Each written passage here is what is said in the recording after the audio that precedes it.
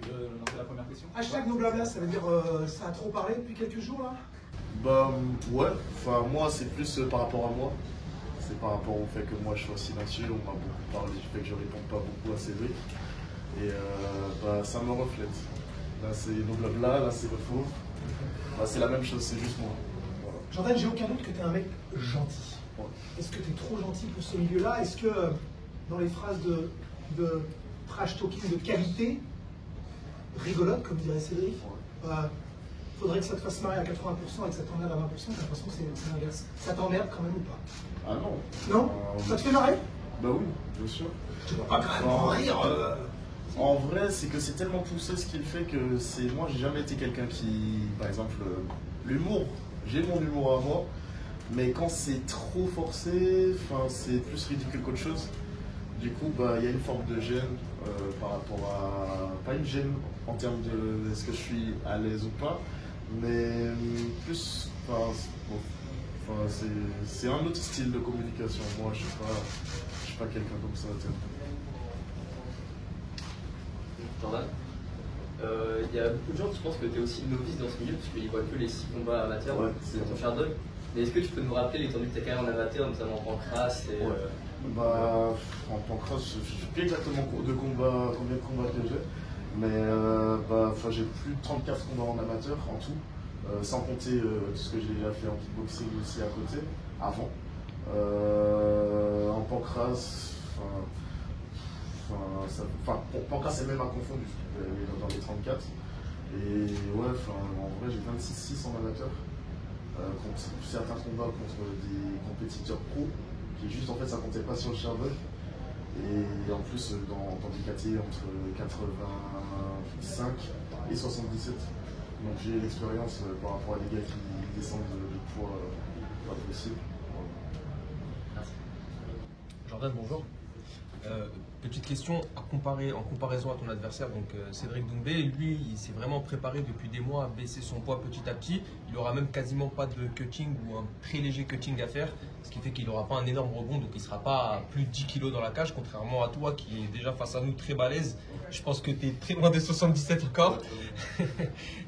Est-ce que le plan c'est vraiment de venir beaucoup plus lourd que lui et de lui montrer d'imposer ton physique justement dans la cage? Je vais imposer mon physique. Après, j'ai jamais été quelqu'un qui cut non plus autant que certains. Je crois qu'en général, je cut 8 kilos. Ouais, 8 kilos. Ouais, parfois un peu plus, mais voilà, c'est en général autour de ça. Là, j'ai pris de l'avance sur mon cutting. Là, je suis assez léger, mais c'est sûr que je vais être peut-être dans les 85 dans la cage. Mais lui, je sais pas, peut-être qu'il est déjà quasiment au poids ou peut-être que non aussi non plus. Enfin, je sais pas. En tout cas, on l'a vu beaucoup plus affûté que ses précédents combats. Il a l'air vraiment proche des 80, 82, quelque chose comme ça. Ouais, voilà, peut-être. Ouais. Mais je pense pas que ça va changer quelque chose. Moi, je sais que lui, il est très explosif. Ouais. Peut-être sur son cardio, ça va l'aider. Parce que justement, il a pris du poids, mais pas du poids très propre. Pendant qu'il a fait débuté sa carrière à MMA par rapport à avant. Du coup, je pense que c'est une bonne chose. S'il a pu s'affûter un peu plus, c'est bien. Même pour le combat, je pense que ce sera un peu plus dynamique que ce qu'on aurait pu attendre de l'extérieur. Ok, dernière question pour moi. Hier, vous avez eu votre premier face-à-face avec Cédric. Il a directement dit qu'il avait vu la peur dans tes yeux. Après, nous, on sait que c'est un grand parleur. Il voit des choses peut-être qu'on ne voit pas certaines fois. Qu'est-ce que toi tu as vu dans ses yeux et surtout qu'est-ce que tu penses lui avoir communiqué? Bah moi ce que j'ai vu dans ses yeux c'est plutôt c'est plus son inversion en fait. C'est juste l'opposé. C'est pas forcément de la peur, je pense pas. Vu le niveau, toute l'expérience qu'il a, c'est pas de la peur. T'as vu du doute peut-être? Mais ouais, voilà. Il était pas. On sentait que peut-être il s'était trop imaginé que justement, comme on dit souvent, que je suis trop gentil. Et il a dû voir qu'en fait, ce qu'il pensait qu'il était sûr, au final, ça n'existe pas tout court. Tout ce qu'il pense et qu'il dit, en fait, c'est juste que, je lui ai dit clairement, tu sais très bien que c'est faux. Jordan, c'est le combat de Cédric. T'en as pas plein d'autres, c'est le combat de Cédric. C'est le combat de Cédric. C'est-à-dire C'est le combat de Cédric samedi. Alors que c'est Doumbé Zebo. T'en as pas marre que ce soit le combat de Cédric? Bah, un combat, ça se fait à deux. Il serait Ouais. où si j'étais pas là? Il serait pas là. Et il n'a pas arrêté de nous dire KO, KO, KO, mais on a entendu des heures d'interview, mais on ne sait pas comment tu l'as gagné. Comment tu l'as gagné? Moi, je l'ai déjà dit. J'ai Franchement, je suis compris. là juste pour gagner. Et comment? Ah bah, KO, soumission, décision. Tout ça en même Je m'en temps? fiche. En vrai, ça peut. Moi, dès que je gagne, c'est bon. Je suis pas là pour viser. C'est du MMA. Franchement, lui, il a été compté. Il peut tomber. Il y a le ground and pound derrière. C'est bon, c'est un KO, ça compte. Je l'amène, je lui prends le genou. Ouais, c'est elle kick dans le genou. C'est bon. Alors, je m'en fiche. Salut Jordan. Le combat de samedi, pour moi, j'ai l'impression que c'est un peu l'affrontement entre celui qui a tout à perdre et celui qui a rien à perdre. Et souvent, on dit que celui qui a rien à perdre est plus dangereux. Qu'est-ce que tu en penses, toi? Je pense que c'est vrai, mais par contre, pas rien à perdre. C'est-à-dire que j'ai beaucoup de choses à gagner par rapport à ce combat-là, par rapport aux autres. Mais en vrai, comme je l'ai déjà dit, je suis là parce que j'ai mon 4-0 avec des gars en plus un peu plus solides que les gars qu'il a affrontés. L'expérience que j'ai d'avant, quand j'étais en amateur, championnat du monde amateur, etc. Franchement, j'ai pas rien à perdre. J'ai commencé quelque chose de très bien, moi je sais très bien où je peux aller, et c'est juste une étape. Ok. Et c'est intéressant que tu dis ça parce que quand on entend le point de Doumbé, on a l'impression que tu vas servir de chair à canon pour affirmer sa supériorité et pour qu'il brille. Toi, est-ce que tu le vois comme ça Bah, pas du tout, ça c'est sûr. Franchement, ça va être très difficile pour lui, ça c'est sûr. Moi, franchement, s'il me sous-estime, tant mieux. Si c'est vrai qu'il me sous-estime, tant mieux. Moi, on m'a toujours sous-estimé. Au final, j'ai toujours créé la surprise. On verra. On verra ce qui va se faire. En tout cas, moi, je suis confiant. Jordan, salut. Pour poursuivre sur la question de Thomas, beaucoup de gens disent que c'est le combat de Cédric, beaucoup de gens voient Cédric gagner. Est-ce que tu te rends compte de ce que tu peux créer si jamais tu bats Cédric? C'est pour ça que je suis tranquille comme ça. Je sais très bien ce que je peux créer, ce que je vais probablement créer. Et ouais, franchement, j'ai vu toutes les éventualités de ce qui pourrait se passer dans ma tête. Et, j'en suis déjà vraiment fier. Parce que je sais très bien que c'est plus que probable que ça arrive. Et dans chaque éventualité, bien sûr, il n'y a que la victoire. Pour poursuivre, juste une deuxième question sur le sujet. On sait que c'est en one shot au PFL. Quel est l'objectif pour toi sur la suite? Là, pour la suite, c'est le management qui voit pour moi. Là, c'est très bien. Franchement, le PFL, c'est une superbe organisation. Mais on verra en fonction des opportunités. Moi, mon objectif, c'est être parmi les meilleurs. Et être le meilleur des meilleurs, si possible, en faisant KT. Mais là, on verra. On verra qu'est-ce qui m'avantage le mieux, qu'est-ce qui me permet de tracer plus le chemin vers ça. Tu pourrais t'installer au PFL, sachant que tu nous as souvent dit que c'était l'UFC ton objectif Non. ultime. Je pourrais pas, bien sûr. Ce serait l'étape. Juste une étape. Pour faciliter la suite. Vas-y, vous aurez le temps, hein. Tu as parlé tout à l'heure de l'adversité à laquelle a fait face Cédric Doumbé. Ce sont de bons combattants, bien sûr, mais ça se voit que c'est pas mature leur niveau de MMA.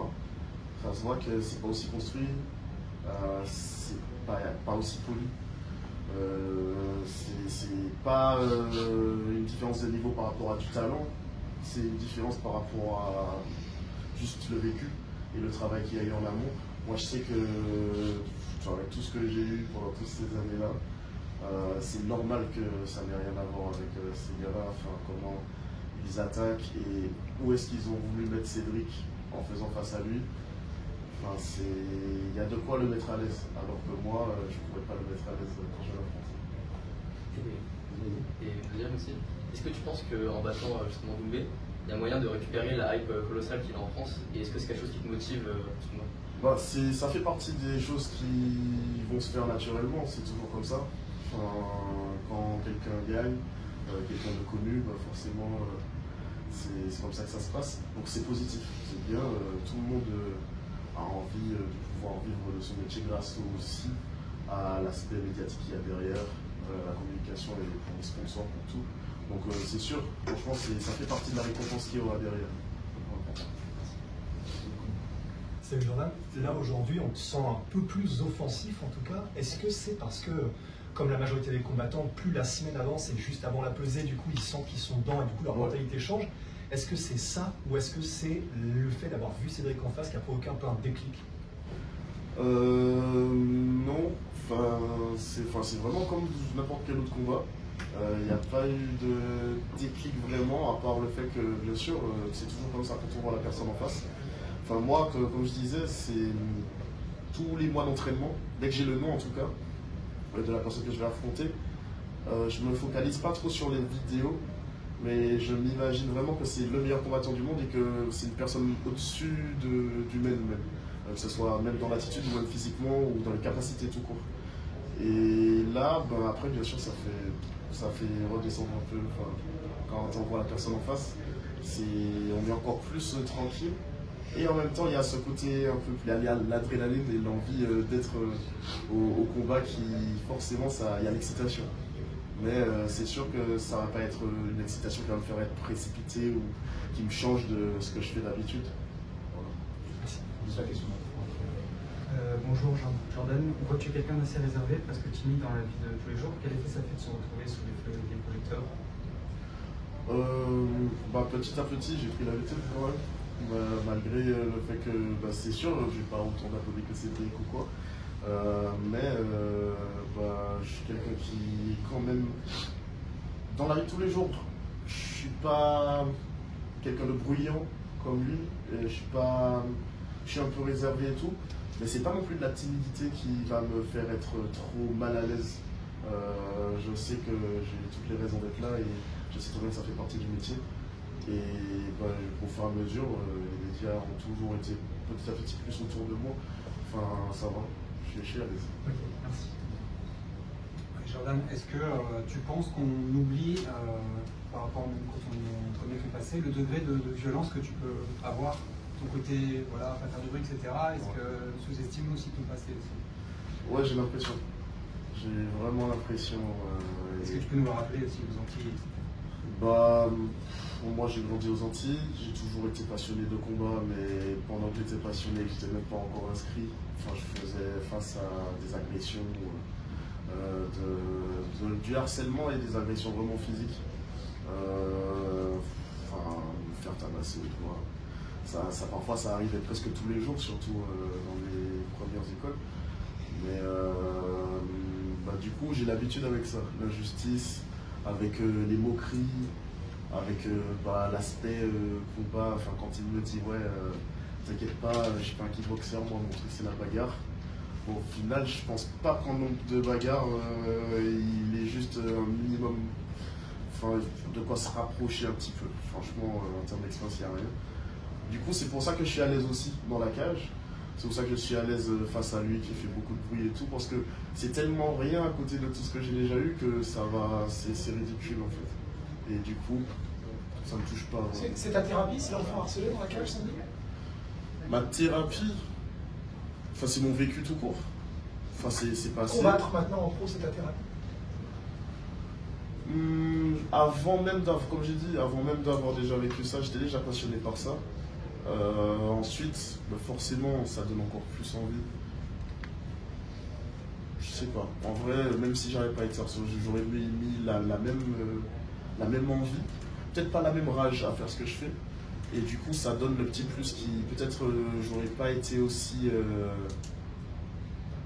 fauve si j'avais pas eu ce vécu-là. Je pense que ça m'aide, bien sûr. Dernière question. Est-ce que ton équipe et toi, vous avez bien disséqué tous ces combats de kick, ces combats de kick et de MMA? Et qu'est-ce que vous pensez de sa conversion en MMA? Eux plus que moi. Moi, j'ai regardé ce qu'il fallait que je voie. Moi, je suis pas quelqu'un qui aime trop, comme j'ai dit, regarder les vidéos et dire je connais le gars. Je préfère me dire que j'ai pas vu grand-chose, mais qu'il y a de quoi travailler avec les images qu'on m'a transmises. Les quelques images que j'ai vues, analysées en amont, que ce soit en kickboxing ou en MMA. Tous ces combats de MMA, bien sûr, je les ai vus. Quelques combats de kickboxing. J'ai vu ce que je devais voir. T'es le premier vrai 77 kg, t'es le premier vrai welter que tu vas affronter en MMA. D'accord. Ouais, c'est le premier vrai. Et enfin, je suis le premier vrai. Et lui, c'est sûr que physiquement, c'est comme on le dit souvent, c'est pas un vrai welter. Mais peut-être que ça, comme je disais, ça a l'avantage.